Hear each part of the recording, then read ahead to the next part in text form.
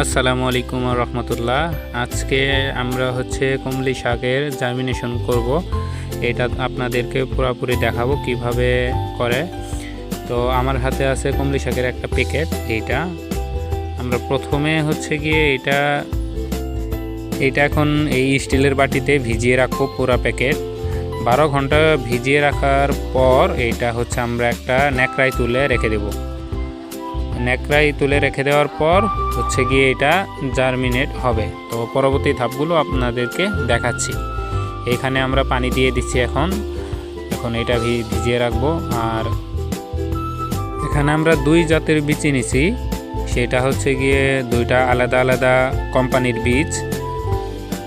আর এই আমরা এইভাবে আমরা রেখে দিয়েছিলাম। তো আমরা 2 ঘন্টা ভিজিয়ে রাখার পর আমরা এইভাবে বাটিতে করে রেখে দিয়েছিলাম 24 ঘন্টার মতো।